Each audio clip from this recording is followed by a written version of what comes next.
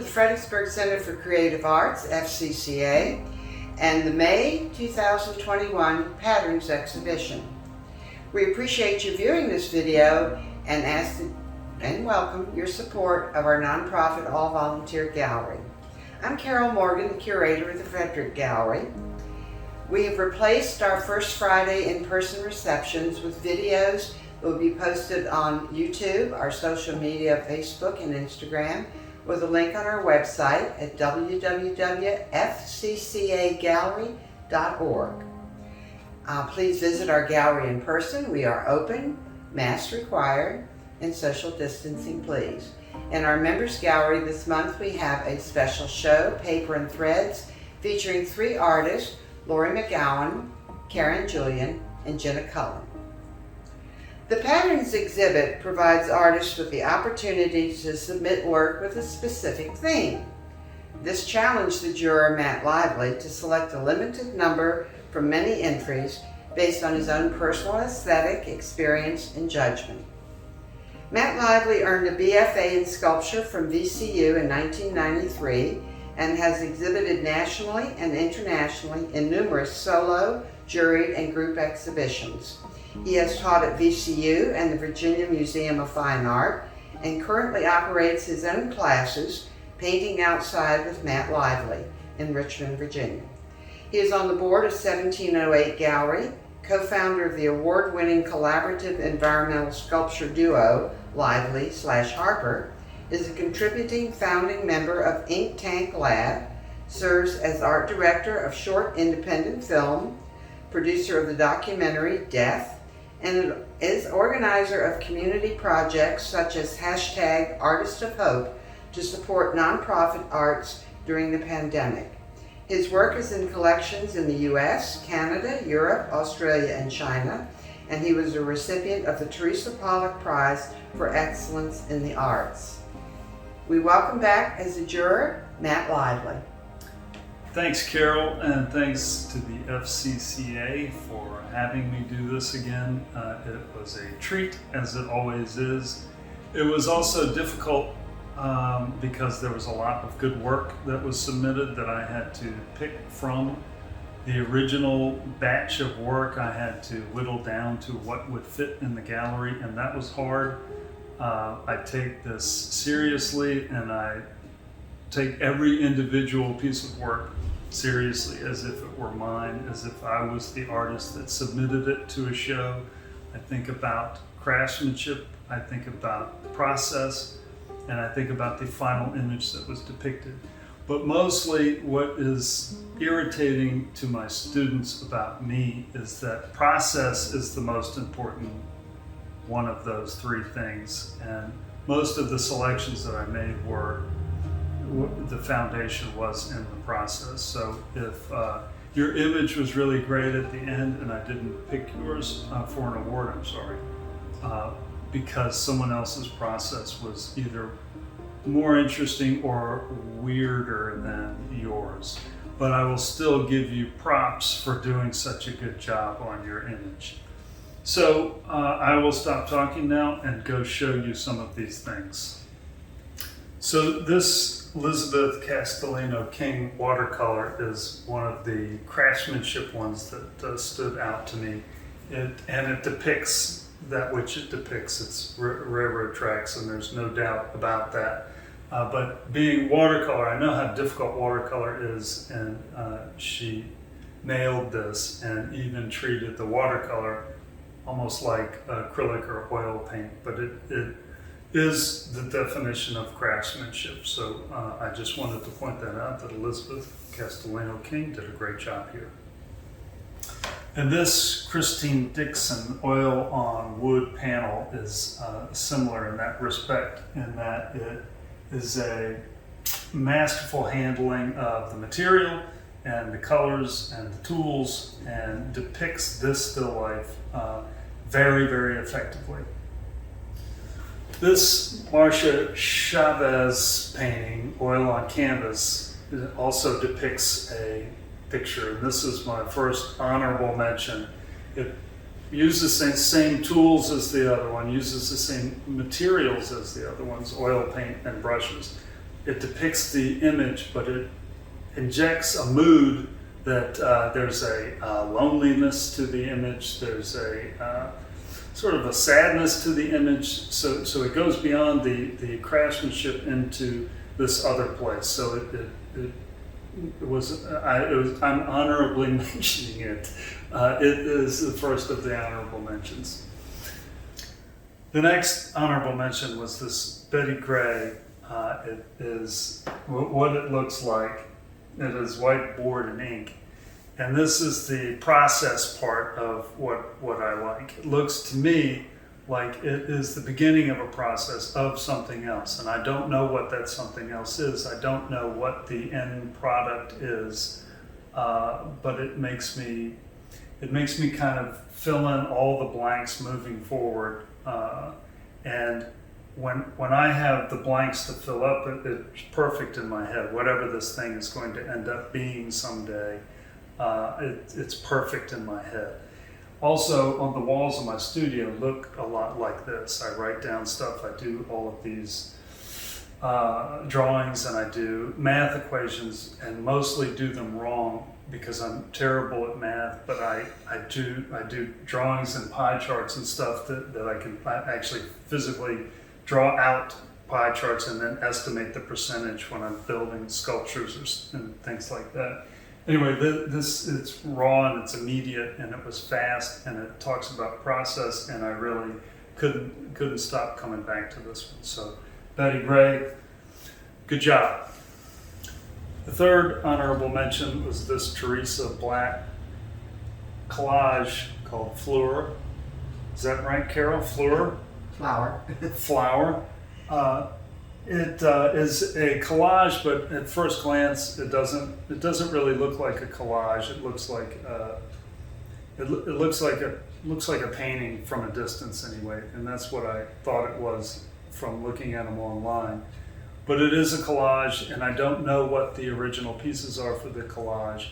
And then the final image is a flower, which causes me to dismiss the subject matter because flowers are sort of, there's a long-running tradition of flowers in art, so it sort of serves as just a stock image.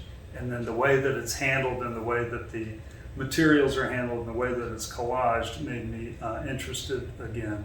So it ended up being the third honorable mention, so thank you, Teresa. The next honorable mention is this Chris McClintock photo called Winter Velvet, and when you look at it up close, it's got a grayscale of like 1 to 100. It's got whites and darks and everything in between, and it depicts just plants being frozen from a distance. When I first saw it, I thought it was a spinal cord, and it was. I just kept coming back to this one. And it's a great photograph, and hopefully the close-ups will do it justice. So the third place winner is this photo by Penny Parrish, Drag Racing. It's also a photograph, and it does not have the vast array of lights and darks as the last one had. But the image itself is what appealed to me, with the drag racing marks and the movement in the lines and the implied movement of something else having happened. I just kept coming back to this one, and I liked it. You can get the other photographers. I'm not a photographer. I take pictures, but I'm not a photographer. But this image is what I liked. It looks like an abstract painting, and that's what appealed to me. So the second place winner is by Lynette Reed, Eccentric Concentric, Mixed Media, Mixed with Found Object. And of course, being originally a sculptor, I kept coming back to this one.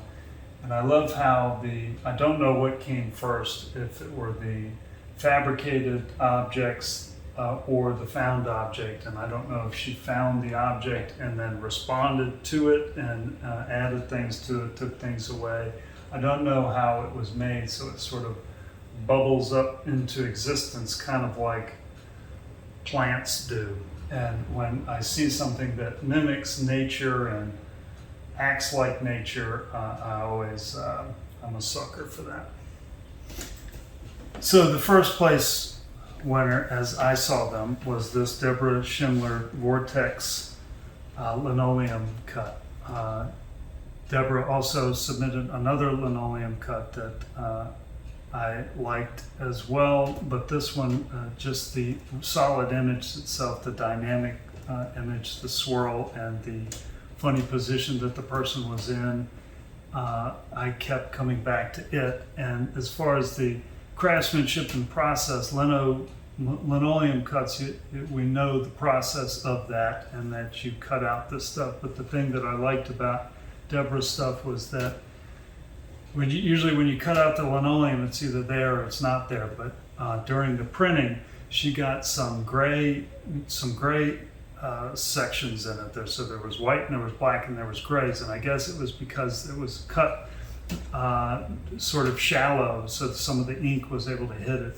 But anyway, I like it. I've done linoleum prints, and I'm not very good at it, but I got a good idea from this. This is my winner today, this Deborah Schindler Vortex linoleum print.